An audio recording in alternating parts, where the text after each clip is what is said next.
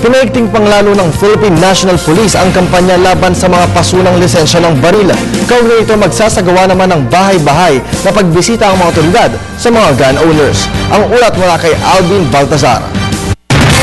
Ngayon na lamang hanggang Enero 12 ang mga baril upang makapagparenew ng kanilang mga pasunang gun license. Babala ni PNP Firearms and Explosives Office Director Chief Superintendent Raul Petrasanta, magiging subject of operation ng mga firearm holders na mabibigong maiparenew ang kanilang gun license permit, partikular na ang nasa Category 2 o ang higit ng 2 taon na hindi na ipapalisensya. Kasi itong Category 2, ito yung sinasubject natin sa katok. Hanggang pati yung offline katok tsaka yung sa wanted natin, so more than 2 years na.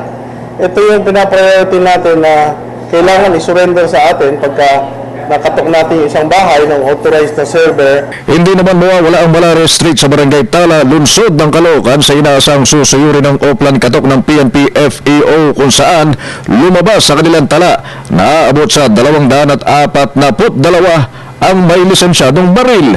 45 mula sa nabanggit na bilang ng gun owners sa nasabing lugar kung saan tinamaan ng straight bullet si Stephanie Nicole Elia, nagmamayari ng kalibre 25. Kaya ito siguro dito yung pagtutuunan ng ating pulis ng Caloocan para dito sa mga may-ari ng caliber 45, yun ang unang-una nilang titignan. Sa record ng pulisya, nasa 532,981